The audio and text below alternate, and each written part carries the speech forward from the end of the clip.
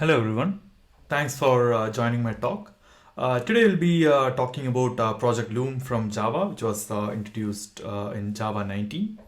So let's get on with it. A short introduction. So I'm Deepu Sasidharan. I'm the co-lead of JHipster and Java Champion. I have created a bunch of OSS tools like K-Dash, JDK Studio, and so on. I'm an open source aficionado and a polyglot developer, mainly working with Java, Rust, Go, and so on. I work as a developer advocate at Okta, focusing on the Auth0 product. I also publish frequently about technology on my blog. You can check it out on my website, deepu.tech, if you're interested. So let's get started. So first, I think it would be nice to get acquainted with concurrency in Java. Look at the evolution of concurrency in Java before we start talking about Project Loom, virtual threads, and so on. So threads are an integral part of the Java language, and it has had a good multi-threading and concurrency capabilities from early on in its evolution, and can effectively utilize multi-threaded and multi-core CPU. So from Java 1 onwards, multi-threading has been part of the language. So let's see how concurrency support evolved in Java. So multi-threading was supported by Java from version 1 onwards, and interestingly, before JDK 1.1, Java had support for green threads, aka user mode threads, which is slightly similar to virtual threads. We'll see later in details. But the feature was removed in JDK 1.1 as that implementation was not any better than platform threads. We'll later see why it wasn't better. JDK 1.1 had basic support for platform threads or operating system threads, and JDK 1.5 had more utilities and updates to improve concurrency and multi-threading with introduction of things like executors, mutex, concurrent collection, and so on. And JDK 1.7 introduced fork join pools. So JDK 8 brought asynchronous programming and support for more concurrency improvements. While things have continued to improve over multiple versions, these are like minor improvements. There has been nothing groundbreaking in Java for last 3 decades when it comes to concurrency and multi-threading. So apart from the support for basic concurrency and multi-threading using OS threads, there hasn't been any major features in Java for quite some time. Though the concurrency model in Java is powerful and flexible as a feature, it was not the easiest to use, and the developer experience hasn't been that great. This is primarily due to the shared state concurrency model used by default. So anybody who has done any sort of thread related programming in Java would know how difficult it is to work with threads compared to some other modern languages. So combine the shared state concurrency model in Java with the mutable aspect of Java objects, and you have a lot of problems arising, like data races, data corruption, etc. on your hand. So one has to resort to synchronizing threads to avoid issues like data races and thread blocking. And you need to do a lot of ceremonies to increase throughput and performance in Java. So all this burden falls onto the developer, and that kind of makes the developer experience not that great. Of course, it is possible to do message passing concurrency in Java, but not by default. You would have to use an external library like Akka to do that. And message passing concurrency is a better programming model, in my opinion, than shared state concurrency when it comes to complex multi-threaded applications. So finally, after decades, we have some notable concurrency features in Java 19 with the introduction of Project Loom. So this has been the evolution of Java from 1 to Java 19. Very slow evolution, could have been faster, but regardless, finally we are at a stage where Java is having user mode threads or virtual threads, which is comparable to features offered by many other languages. So in order to understand Project Loom, we need to understand the current concurrency model in Java. We slightly talked about it, but we need to understand it a little bit more. So OS threads are at the core of Java's concurrency model, and we have a very mature ecosystem around it. But they also come with some drawbacks and are expensive computationally, as platform threads map one-to-one with OS threads. Creating OS thread is expensive, which means creating more platform threads is also expensive in terms of computational power. So let's look at the most common use cases for concurrency and the drawbacks of the current concurrency model in these cases. One of the most common concurrency use case is serving requests over wire using a server, or building web servers or serving web requests. This is the most common use case. For this, the preferred approach is thread per request model, where a separate thread handles each request. This is common in most programming languages, and it's the preferred model regardless of programming languages. So throughput of such systems can be explained using Little's law. So Little's law states that in a stable system, the average concurrency, or the average number of requests concurrently processed by the server, is equal to the throughput, or the average rate of requests, times the latency, or average duration of processing each request. So with this, we can derive that throughput equals average concurrency divided by latency. So which means we always would have to sacrifice something in order to get a throughput, right? So in a thread per request model, the throughput will be limited by the number of OS threads available, which depends on the number of physical cores or threads available on the particular hardware where we are running our application or program. To work around this, you would have to use either shared thread pools or asynchronous concurrency, both of which have their own drawbacks. So if you're using thread pools to work around the throughput issue, we would have to face issues like thread leaking, deadlocks, resource thrashing, and thread starvation, and so on. And if you end up using asynchronous concurrency, it means you would have to adapt to a more complex programming style, and you would have to handle issues like data races, everything would be harder to debug, and so on. So there is no silver bullet. Regardless of the workaround you use, you still have to handle some issues. You would have to still make some sacrifice in order to get that throughput. Of course, regardless of which you use, there are also chances of memory leaks, thread locking, etc. with the shared state concurrency model that Java by default offers. And when using it in a thread per request model, we would also have the same issues, right? Of course, another option to increase throughput would be to upgrade the hardware and memory, but it also has its own limits. You cannot just keep upgrading your hardware to increase throughput, right? At some point you would have to hit a limit.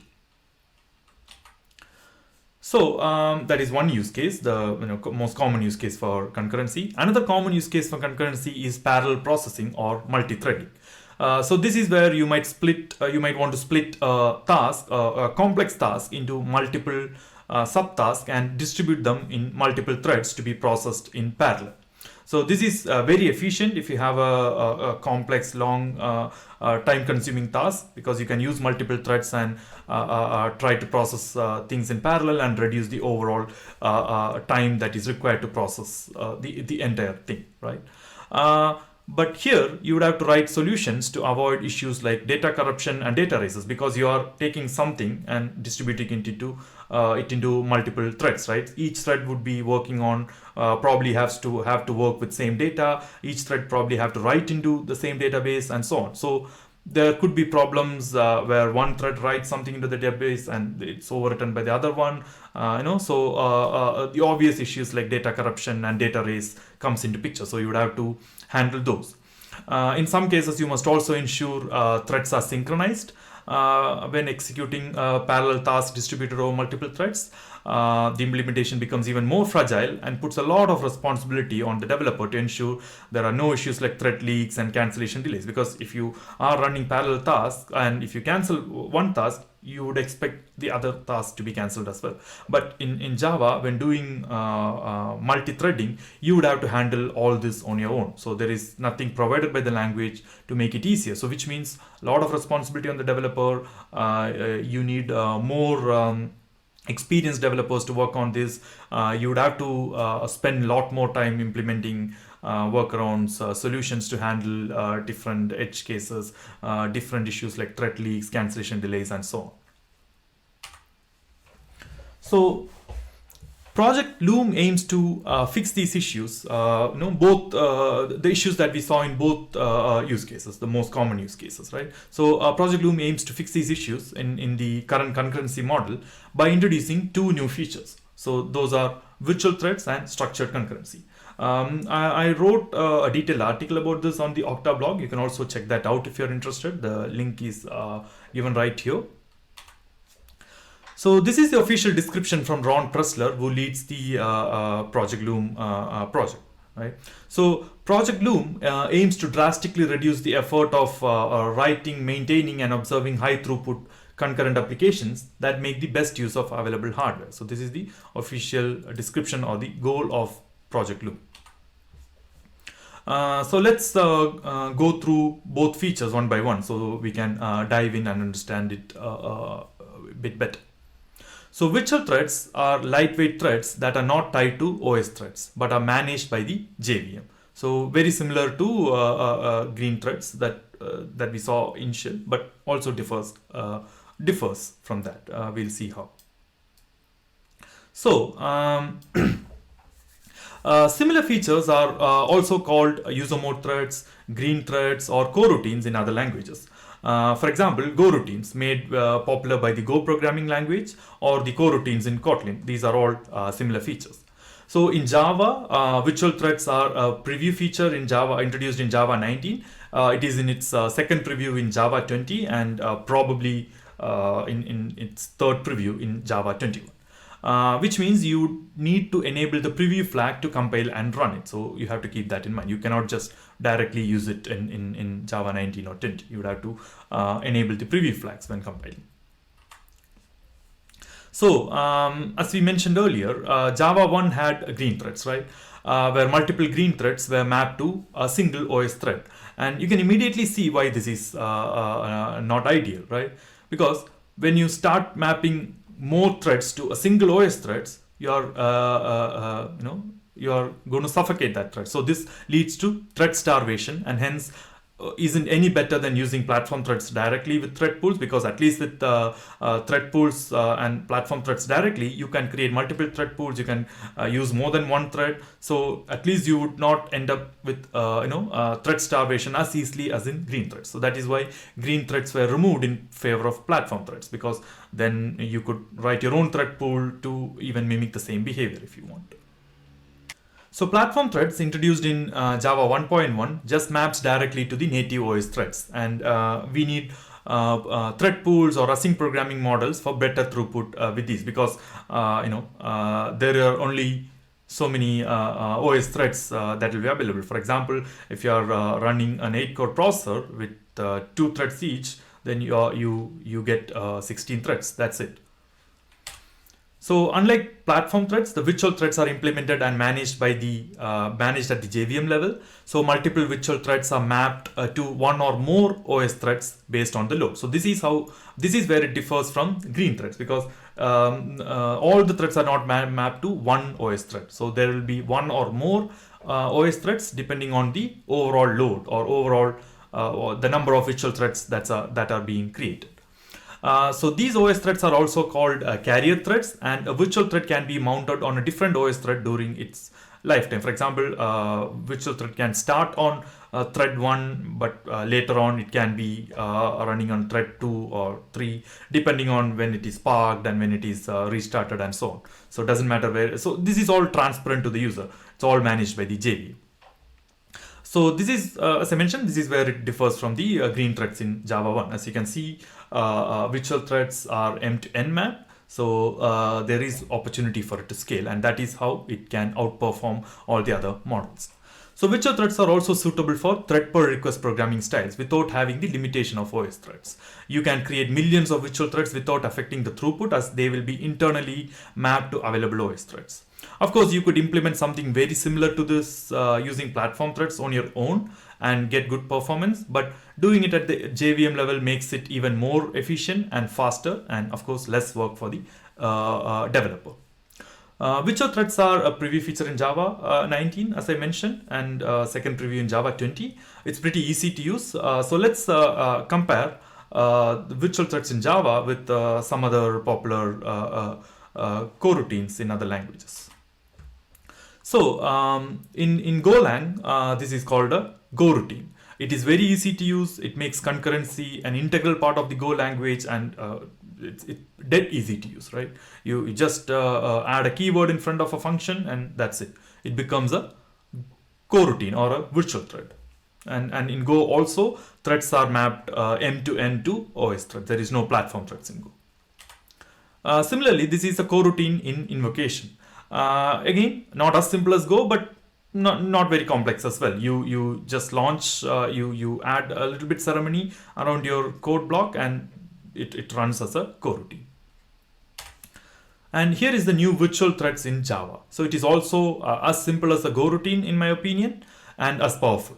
So developers can use virtual threads or platform threads as per their needs. The thread APIs are updated to support both without any breaking changes, which means you can use existing APIs for both virtual threads and platform threads. Of course, that is what you would expect from Java: the backward compatibility and a strong foundation without breaking changes. Which means you can use everything like interruptions, locking, stack walking, etc. For virtual threads as well. So whatever you can use with platform threads, you can use that for virtual threads as well. Of course, there are a few other important aspects of this implementation of virtual threads. So virtual threads is a thread in code, in runtime, debugger, and profiler. So if you use a profiler, this is going to appear as a thread. So it is going to appear like a normal thread in all these places. It is a Java entity and not a wrapper around an OS thread. So that is the difference between virtual thread and platform thread, right? It's a Java entity. Creating and blocking them are very cheap operations, unlike platform threads. Creating a platform thread is an expensive operation in terms of computation, whereas creating and blocking virtual threads are just creating objects in Java, right? So they are very cheap. They should not be pooled, as there is no need for that. So virtual threads, you don't need thread pools for this. There is no purpose of doing thread pools for virtual threads. It would be an anti-pattern. Virtual threads should not be virtual threads use a work stealing fork join pool scheduler. So good to keep that in mind. Pluggable schedulers can be used for asynchronous programming, so more schedulers will be on the way. You can use other schedulers and plug it in if you don't want to use the fork join pool scheduler, which is the default. A virtual thread will have its own stack memory, similar to a platform thread, so it will maintain its own stack memory. And a virtual thread API is very similar to platform threads, and hence easier to adopt, migrate. These are not drastically different or new APIs. It's very similar to the existing platform thread APIs. So let's have some fun with these and compare its performance with platform threads. First, let's see how many platform threads versus virtual threads we can create on the machine that I'm using currently. So I'm using, so my machine has an Intel Core 9 with 8 cores, so which means 16 threads and 64 GB of RAM. I'm running Fedora, I recently switched to Manjaro. So I'm running Arch Linux now. So let's see. So let me make sure I'm using the right Java version. Yes, I'm using OpenJDK 20. So let's run platform threads. So this is nothing but it's a basic Java class. It creates a new thread and parks it, so we can see how many threads we are able to create and park. So the numbers are going to differ based on the hardware that you use. So see, I think I got how many? Close to 40,000 probably before it ran out of memory. Let's check.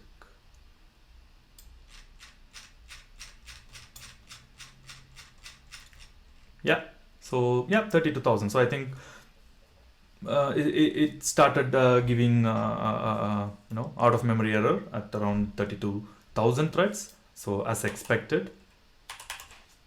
You may be wondering how is that possible? As I only have 16 OS threads. Well, it's because of multiple factors like an efficient scheduler that prioritizes unblocked threads and a garbage collector that frees up more memory. So if you were to run the threads concurrently, we would only be able to use as much as the OS has. We are getting such high numbers as the scheduler will prioritize new threads over parked threads, and the GC will remove nodes that are unreachable from the root node, hence making space for more. But it can do that only to an extent before it runs out of memory, as scheduling platform threads are an expensive operation, and each thread carries with them more memory than it requires to ensure that they don't end up with a stack overflow error, as the memory is not resizable after creation. The memory is not resizable after creation, so that means each platform threads will hold unwanted memory as well. In the end, you end up with an out of memory error. So in a way, the limit for platform thread is the available JVM memory rather than the OS threads, because the scheduler is much more efficient in prioritizing threads and juggling them around and everything. But the non-resizable memory catches up sooner than the scheduler aspect. So let's try. So we already tried the platform thread. So now let's try the virtual threads. So I have a similar program. So the code is quite similar. The only difference is we are using virtual threads instead of the standard platform thread. So that's the only difference.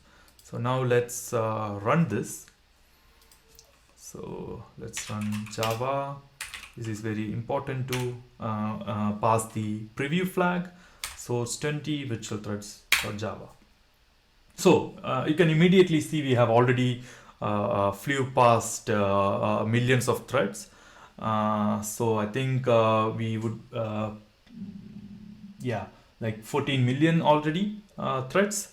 They slow down after a while because again there is a limit to virtual threads as well, but it is not going to crash and create a out of memory error like platform threads. It is going to slow down, and when more space becomes available, it's going to continue. So you see, we are at 15 million already, so it's going to keep on going. It's not going to crash on you.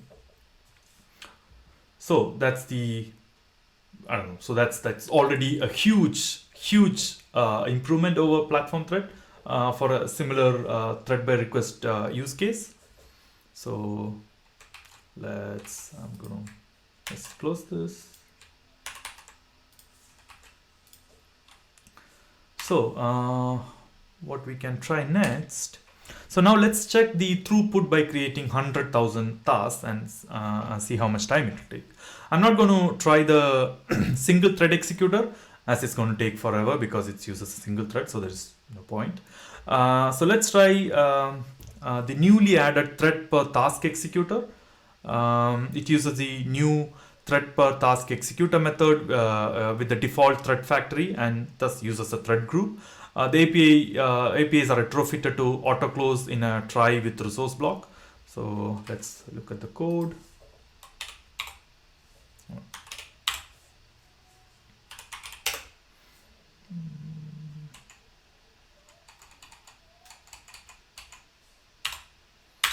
Okay, so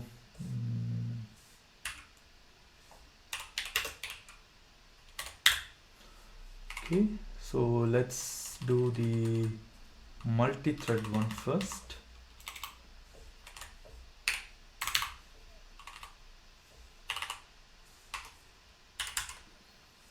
Okay, let's time this. Okay, I'm going to change this to 920. Okay, So this is going to create 100,000 tasks using the using the thread per task executor.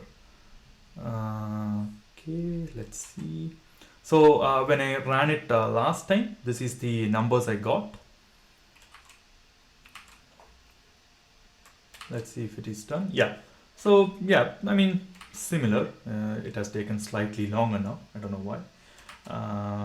But yeah. So let's we are only going to compare it with the next one.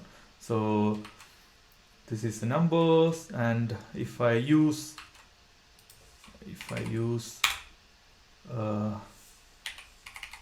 thread pool instead, I probably will get a slightly better number.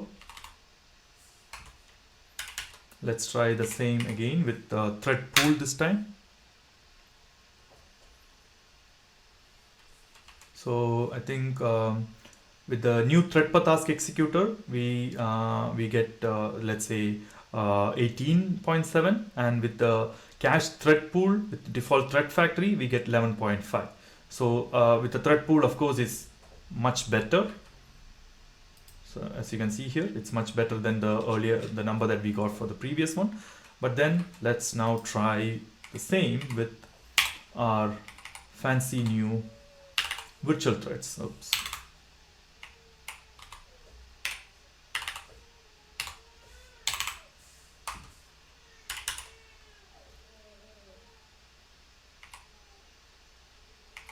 Let's run this. It's way more faster, right? It's much more faster. So the only difference here, here we use the new thread per task executor with the default factory, and here we use the new virtual thread per task executor, and it's magnitudes faster. So this is far more performant than using platform threads with thread pools, right? So of course, these are simple use cases. Both thread pools and virtual thread implementations can be further optimized for better performance based on the use case, but without any optimization, it is already proving to be quite efficient and fast, right? I also ran some JMH benchmarks using the same code and got these results. You can see that virtual threads outperform platform threads by a huge margin. Then again, this is a very simple benchmark, so don't take it with a grain of salt. Here are some of the meaningful benchmarks that I found for virtual threads. You can check these out. The one with the Apache Bench, the Akka actors, and the one with IO and non-IO tasks. These are the interesting ones I've found. So take a look. Let's move on. So let's move on to the next big feature, right? So structured concurrency along with virtual threads are the two main features of Project Loom, right? So structured concurrency aims to simplify multi-threaded and parallel programming use cases. So it treats multiple tasks running in different threads as a single unit of work, streamlining error handling and cancellation while improving reliability and observability. So these are the goals for structured concurrency. So this helps to avoid issues like thread leaking, cancellation delays, and so on when you are using multi-threading in Java. This is an incubator feature, not a preview feature like virtual threads. So it's an incubator feature in JDK 19 and in 20, which means you have to enable the incubator modules to use this feature. Being an incubator feature, this might go through further changes during stabilization. So the APIs could change, features could change. So let's look at what we have at the moment with Java 19 and 20. Right? So consider this example using the Java concurrent executor service. We want update inventory. So what we are doing here is we are updating inventory. So we have a handle order method within which we are updating inventory, we are updating order, and we want both these to be done in parallel. And once these are done, we want to just print out what was updated. So let's assume that this is our heavily parallelized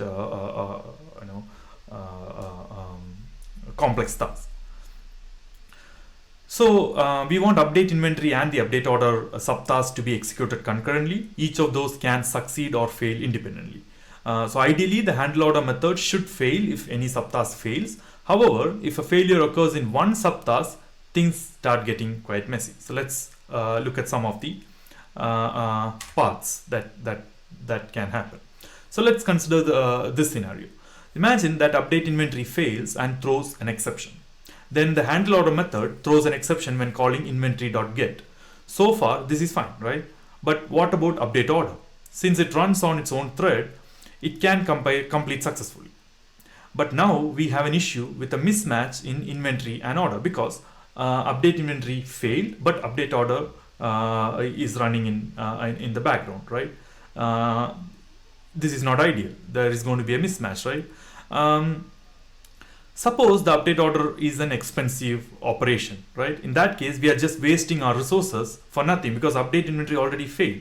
We don't have to update the order. And if it happens to be a complex operation, expensive operation, it is just going to waste the resource. We are going to have incorrect data in the order database or tables. For example, we would have to write code to revert those. We'd have to do cleanup. So this is very messy when this kind of error happens, right? And it is going to get stuck when we are calling inventory.get, but the update order keeps running, right? So in these cases, we would have to write some sort of guard logic to revert the updates done to order, and our overall operation has failed, but some updates might have still succeeded. So this is not ideal.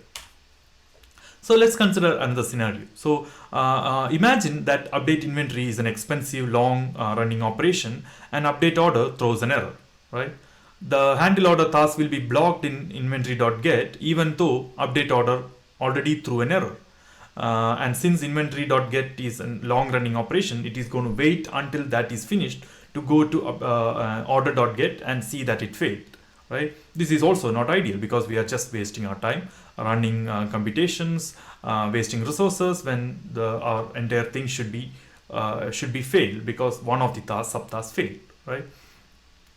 Ideally, we would like handle order task to cancel update inventory when a failure occurs in another subtask, so that we are not wasting time, and that is the ideal scenario, but that is not how it works today.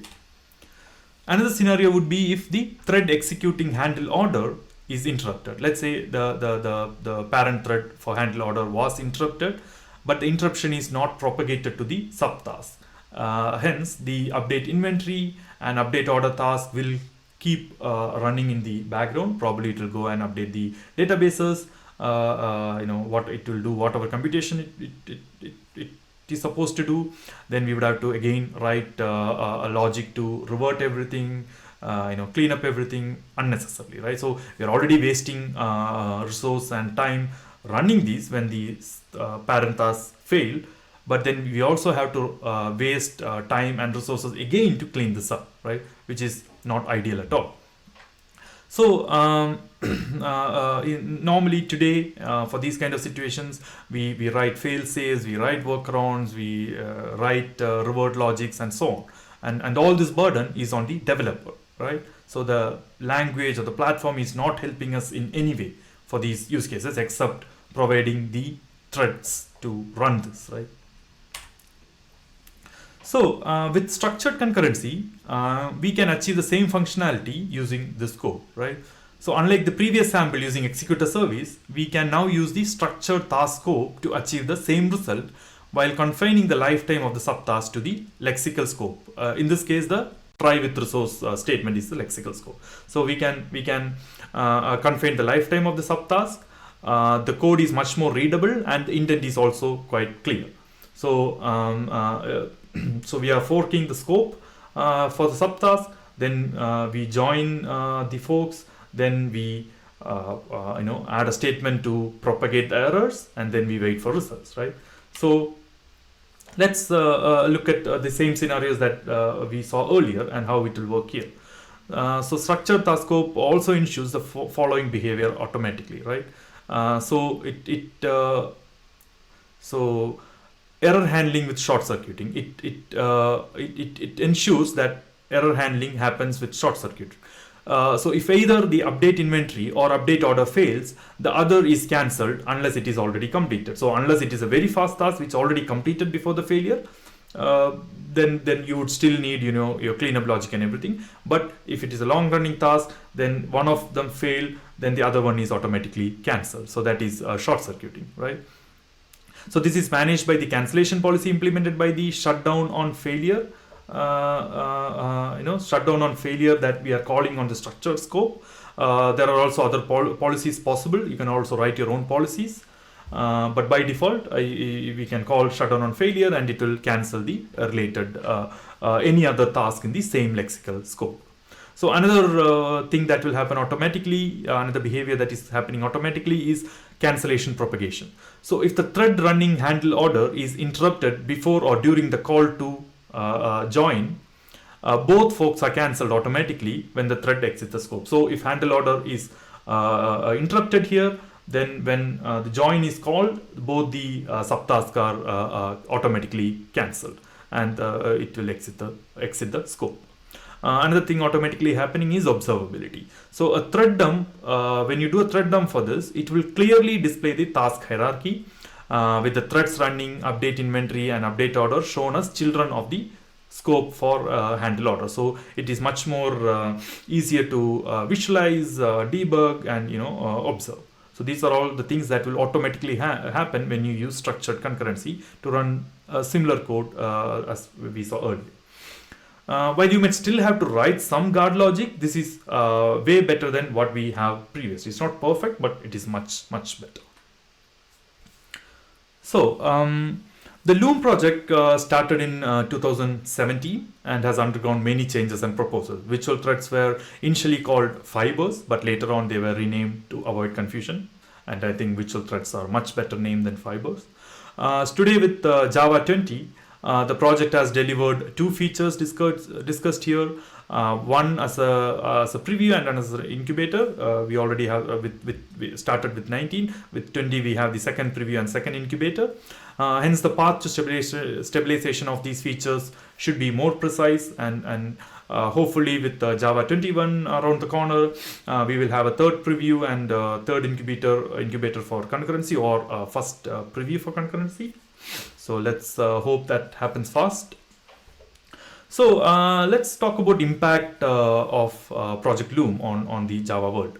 When these features are production ready, probably in few more versions of Java, it should not affect regular Java developers that much, as these developers might be using libraries for concurrency use cases, right? Like a web framework.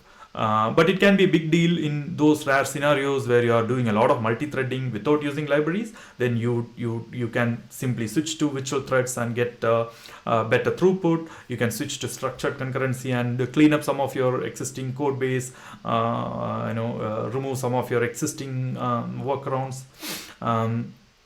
Virtual threads could be a no-brainer replacement for all use cases where you use thread pools today. This will increase the performance and scalability in most cases based on the benchmarks that we already saw and benchmarks that we are seeing out there. Structured concurrency can help simplify the multi-threading or parallel processing use cases and make them less fragile and more maintainable. You also have to unlearn some threading concepts like no thread pooling for virtual threads, for example. Use virtual thread per task executor instead of shared pool executors. Virtual threads are so cheap, so use them more often, even for short tasks, similar to how people do in Go. Everyone uses Go routines everywhere because it is so cheap. So you can start using virtual threads in that way. So more concurrency can be done on Java programs because you don't have to worry about some of the current limitations of concurrency, thread per request models and stuff like that. Do not reuse recycle virtual threads. They are supposed to be one-time, disposable. So don't try to reuse. There is no point in doing that. You won't be saving anything. Just create new virtual threads. Avoid overuse of thread local with virtual threads because Thread local is not best suitable for virtual threads. So avoid overuse of that. Another important change we might see is the proliferation of virtual threads in common use cases, which would not be, which we do not consider normally these days using platform threads because they are very expensive. Since virtual threads are so cheap to create, you could use it more often, even for simpler tasks, similar to Go, as I mentioned. We could similar trend like in Go. We could start seeing similar trend in Java as well. And once we have a Java platform way of using message passing concurrency, then it can be even better, because with today, even with virtual threads, when you do shared state concurrency, you still would have to manage data races, data corruption and so on. So yeah, that is the impact for developers that you could see. And impact for libraries, right? When these features are production ready, I think it will be a big deal for libraries and frameworks, as I think most of them will switch to virtual threads, as it just makes sense. Library authors will see huge performance and scalability improvements while simplifying code bases and making it more maintainable. Of course, there could be some libraries which already tuned everything using thread pools to an extent that it is almost closer to virtual thread. But even for them, it may, in my opinion, make sense to just switch to virtual threads and remove all that things that they are maintaining on their code base, and offload it to the JVM. So most Java projects using thread pools and platform threads will benefit from switching to virtual threads. I cannot think of a case where that may not be the case, at least for thread per request models. Candidates for those will include like server software like Tomcat, Undertow, Netty, web frameworks like Spring, Micronaut, Quarkus, and so on. So I expect most Java technologies to migrate to virtual threads from thread pools. Java web technologies and trendy reactive programming libraries could also use structured concurrency effectively. This doesn't mean that virtual threads will be the one solution for all. I think there will still be use cases for platform threads, asynchronous programming, and reactive programming, depending on what is the use case that you're trying to solve, or what is the problem that you're trying to solve. So some projects have already started using or are planning to use these features. So virtual threads will be the first one to be adopted as it's a preview feature and does not require adding any incubator modules. So some projects have already started the work. GraalVM already added support. Quarkus already added support. It is being discussed in Micronaut and Spring communities. There are some unofficial experiments that shows how to use virtual threads with Spring already, since Spring lets you configure your own thread pools and stuff, so you can use that to plug virtual threads in.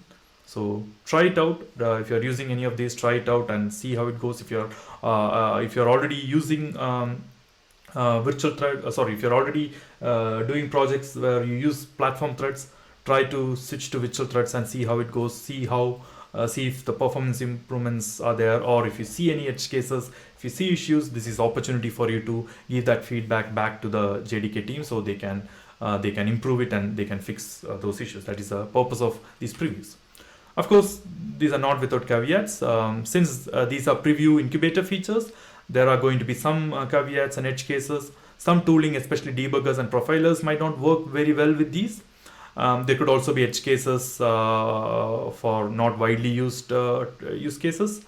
There are already some talks about debugging weirdness for virtual threads, but I'm pretty sure with feedback these will be improved and tools are going to get better. Tools are going to fix issues, bugs are going to be fixed, and once the features are out of preview and once they are in the GA versions, it's going to be much more better. Also, the features and APIs could undergo changes based on testing and feedback, especially for the incubator features. So this is ideal time for you to try this out and give feedback. Here are some more resources. If you're interested more in these topics, you can check these out. And if you want these slides, you can get it from this QR code. And thank you for listening to me, and have a great day. Thank you.